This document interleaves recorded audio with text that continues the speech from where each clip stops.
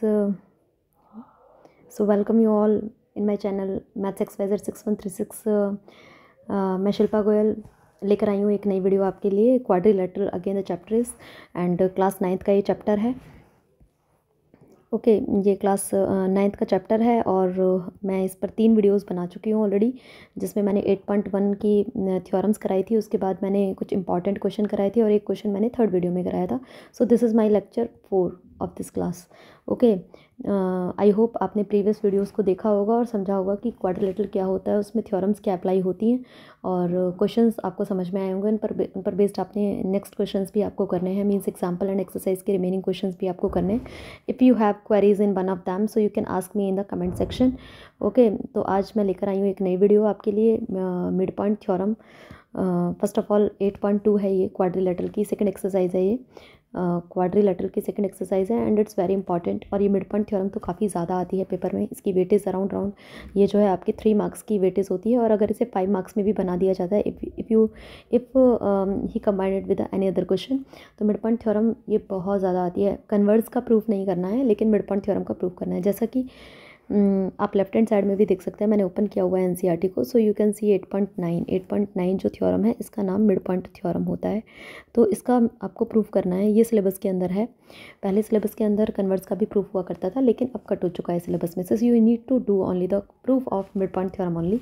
सो आज मैं ये कराने जा रही हूँ और कुछ मैं आपको थ्योरम्स के बारे में भी बताऊँगी। अगर वीडियो ज़्यादा लंबी नहीं रहती है तो we will do some questions, otherwise we will do the question in the next class. Okay तो चलिए शुरू करते हैं वीडियो को बिना टाइम वेस्ट किए। शुरू करते हैं थ्योरम नंबर 8.9 के साथ। मैं एक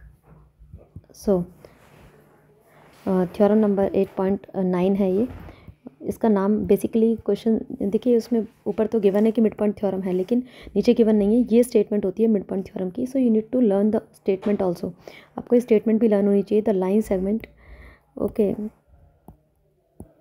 the line segment joining midpoints of two sides of a triangle is parallel to third side. So this is the statement of midpoint theorem. और क्वेश्चन ऐसे भी आ जाता है कि state and prove midpoint theorem, state and prove midpoint theorem, state and prove midpoint theorem. So you need to learn the statement also as it is. The line segment joining the midpoint of two sides of a triangle is parallel to third side. इसका मतलब मैं अभी समझाती हूँ। लिखना कैसे, आपको heading कैसे डालनी है। आप midpoint theorem की हेडिंग डालेंगे, इसको थोड़ा सा कम कर लेते हैं, यहाँ पर 35 मिड पॉइंट थ्योरम आप हेडिंग डालेंगे। आफ्टर दैट आप डालेंगे कि हम यहाँ स्टेटमेंट लिख रहे हैं, अगर स्टेटमेंट आपसे पूछी जाती है, otherwise you can start to make the proof. तो स्टेटमेंट आप लिखेंगे यहाँ पर the line segment joining the mid points of two sides of a triangle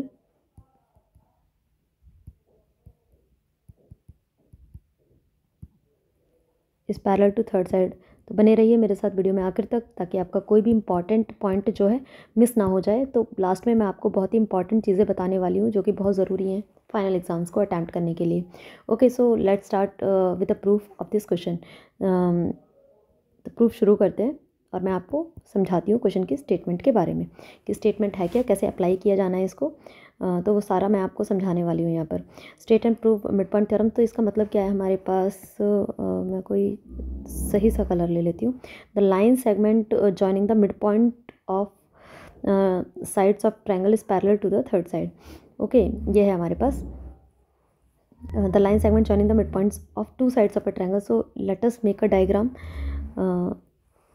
suppose we are taking a triangle.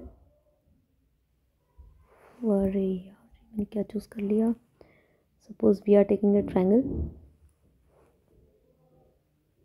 Oh I need to take the space, so let's cut it.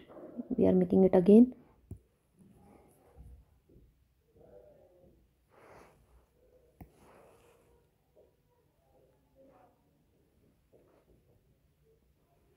Okay हमने एक triangle लिया यहाँ पर। मैं diagram थोड़ा अच्छा plot करना चाह रही हूँ। Let us take a triangle. Okay the line segment joining the mid point of two sides of a triangle is parallel to third side.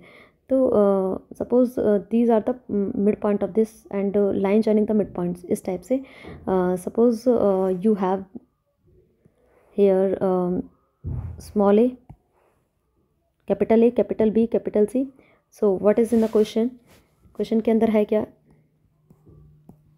Question के अंदर है क्या? The line segment joining the mid points of two sides of a triangle. So suppose करो E and F are the mid points of the line of the two sides that is A B and A C of this triangle and is parallel to the third side. You need to show अगर हमारे पास E and F are the mid points of A B and A C, अगर इनसे join होकर एक line बनती है तो बची हुई वो थर्ड साइड के पैरेलल होगी. That is E F is parallel to third side B C. You need to show.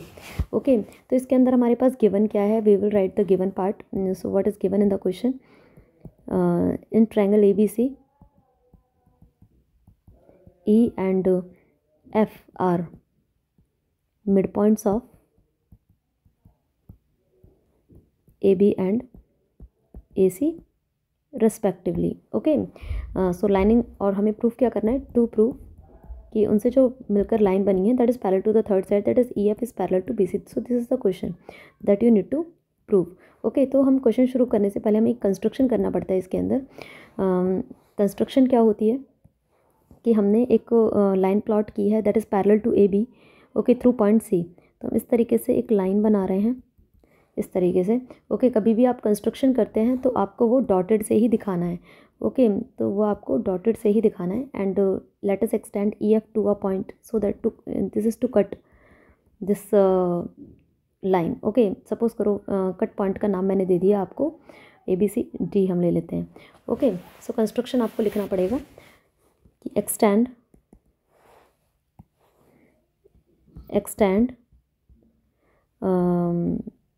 EF to a point D. Okay, to a point D and a line through a point C to cut point D such that, किस तरीके से construction किया है कि जो CD है वो क्या होनी चाहिए? CD is parallel to AB. हमने इस तरीके से इसको कंस्ट्रक्ट किया है कि CD जो है AB के पैरेलल हो. Okay, this is the main thing to write कि हमने इस तरीके से कंस्ट्रक्शन किया है कि CD जो है AB के पैरेलल होनी चाहिए. अब देखिए हम प्रूफ कैसे करेंगे यहाँ पर. तो let's begin with the proof of this question. Okay, तो प्रूफ में हमने कौन कौन से ट्रायंगल लिए? एक ट्रायंगल मैं ये ले रही हूँ छोटे वाला. ओके, AEF हम ले रहे हैं. ओके, और एक हम ले रहे हैं यहाँ से FDC. ओके, दो ट्रायंगल्स मैं ले रही हूँ. क्यों लिए अभी आपको पता चल जाएगा. Now in triangle AEF and triangle FDC. Okay, आप सीक्वेंस कुछ भी लिख सकते हैं जब आप ट्रायंगल्स ले रहे हैं. आप देख सकते हैं यहाँ पर कि this angle is equal to this angle. Why? क्योंकि हमें पता है कि as AB is parallel to CD and ED will act as transversal. Okay, ED will act as transversal. Okay, so angle 1 is equal to angle 2 by alternate interior angle and this angle is equal to this angle by vertically opposite you will write. and हमें पता है कि E and F are midpoint हैं, तो इस triangle का AEF का AF और इसका हमारे पास FDC का FC इक्वल होंगे. तो इसमें क्या रूल लगेगा? AAS. ओके, सपोज करो ये एंगल मैंने 3 मान लिया और इसका नाम मैंने 4 मान लिया. So okay, how will you write as AB is parallel to CD and ED is a transversal.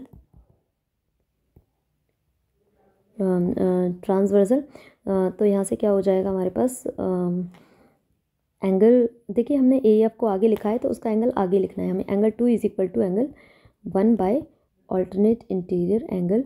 Okay, first ये हो जाएगा. एंड अब AEF का angle 3 is equal to angle 4. देखिए जो हमारे पास रूल लगेगा AAS तो हम उसी हिसाब से लिखते हैं. पहले AA लिखेंगे उसके बाद इस साइड को लिखा जाता है. That is vertically opposite angle. Okay, vertically opposite angle. उसके बाद हमारे पास as F is a mid point so AF is equal to FC भी होगा and AF is equal to FC because F is mid point of AC. Given है ना ये question के अंदर. Okay, so this implies triangle AEF will be congruent to triangle. अब देखिए triangle की जो कॉन्ग्रुएंसी लिखते हैं, नेम कैसे लिखा जाता है भाई? E के सामने इसका D लिखेंगे because both are equal to each other. तो E के सामने मैंने D लिखा. F ई के सामने हमने डी लिखा, एफ दोनों में कॉमन है, इक्वल थे, तो एफ के सामने और बचा क्या हमारे पास, तो इसमें हमारे पास सी और बच रहा है, तो सी हमने सबसे आगे लिख दिया। ओके, ई के सामने डी होना चाहिए, एफ के सामने F, so rule is A A S. So हम यहाँ से देख सकते हैं, क्योंकि अगर कॉन्ग्रुएंसी का नाम ठीक नहीं लिखा तो करस्पॉन्डिंग पार्ट्स ठीक नहीं आते हैं। तो हम देख सकते हैं कि यहाँ पर हमें चाहिए था कि ए ई सी डी के इक्वल हो जाए, तो हमने देखा कि A E is equal to C D आ गया। So this implies A E is equal to C D by C P C T. Okay, this result hold by C P C T. But हमारे पास था क्या, तो हमने इसीलिए दोनों की कॉन्ग्रुएंसी की थी कि हमें ए ई और इसलिए दोनों की कॉन्ग्रुएंसी की थी ताकि हमें A E is equal to C D मिल जाए, और वो हमें मिल चुका है। और हमें पता है कि ई जो है मिड पॉइंट था, तो यहाँ से A E is equal to A E E B के इक्वल था, और आगे आ गया ए ई सी डी के इक्वल है, तो सी डी भी ई बी के इक्वल होगा। So how do you write as E, but E is mid point of A B. So this implies क्या था कि A E is equal to E B था। Okay, but from equation number 1 and 2, from equation number 1 and 2 क्या आ जाएगा यहाँ से, C D is equal to E B आ गया, हमारे पास एक रिजल्ट आ गया। Now see in the figure, तो C D is equal to E B आ गया। लेकिन हमें पता क्या था, हमने कंस्ट्रक्शन लिया था कि ए बी जो है सी डी के पैरेलल है। ओके, तो ई बी भी सी डी के पैरेलल होगा। अब E B equal to C D भी है और पैरेलल टू सी डी भी है, तो अगर if a pair of opposite side is equal and parallel to each other, so this is a parallelogram. Okay, तो ये पैरेललोग्राम हो जाएगा यहाँ से as C D is equal to EB and CD is parallel to EB by construction. Okay, and if a pair of opposite sides of a quadrilateral are parallel and equal to each other,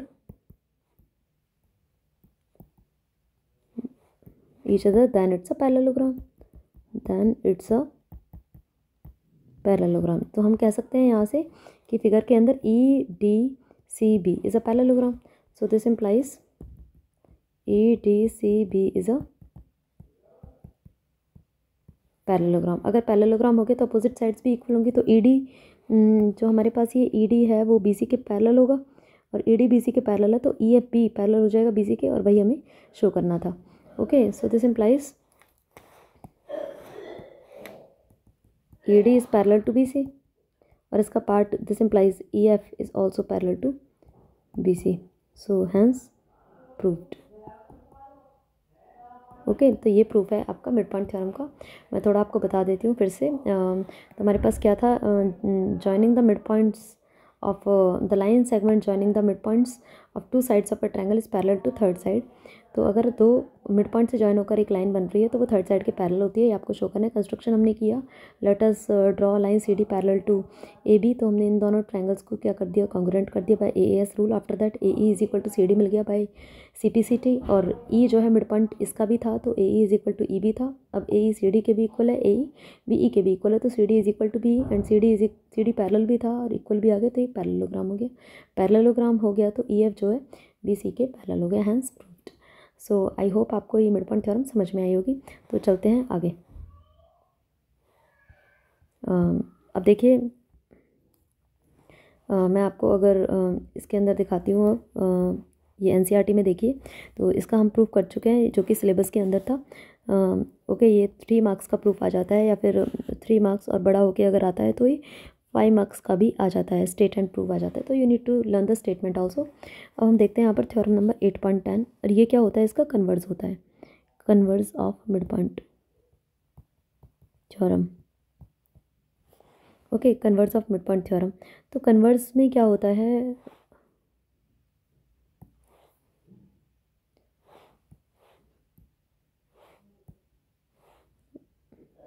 now converse of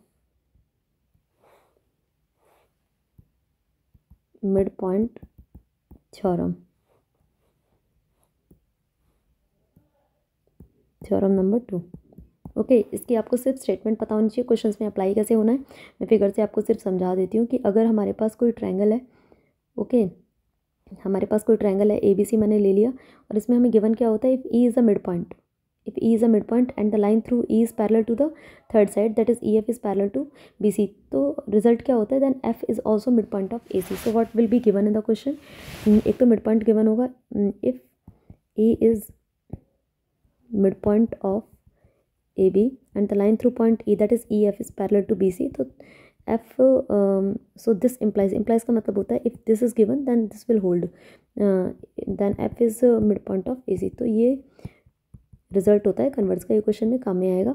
तो इसका सिर्फ आपको result पढ़ना है, आपको इसका proof नहीं करना है।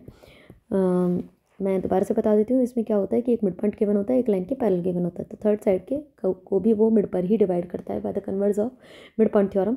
ई मिड पॉइंट होगा and E F parallel to B C हमें गिवन होगी, तो एफ जो है ए सी का भी मिड पॉइंट होगा।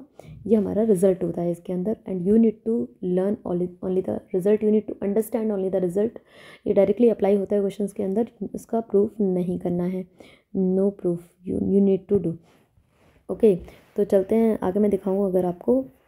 तो देखिए, मैं कुछ इंपॉर्टेंट क्वेश्चन अगर मैं आपको मार्क कराऊँ यहाँ पर एग्जांपल्स में, अगर आप देख सकते हैं तो एग्जांपल नंबर 8 ये काफ़ी आता है एग्ज़ाम में, ओके, बहुत ज़्यादा आता है।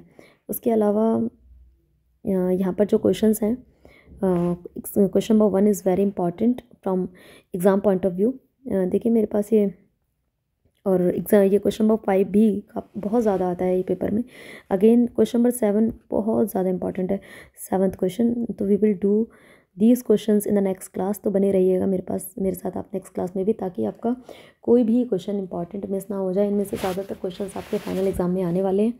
तो सब्सक्राइब कर दीजिए मेरे चैनल को, अगर आपको वीडियो पसंद आई है लाइक कर दीजिए, शेयर का बटन दबा दीजिए अपने दोस्तों को भी, ताकि उनको भी वीडियो मिल पाए, और बेल आइकन का बटन ज़रूर दबा दीजिए ताकि आपको टाइमली नोटिफिकेशन नेक्स्ट क्लास के मिल जाए टाइम पर। So thank you so much to attend my video, bye to all.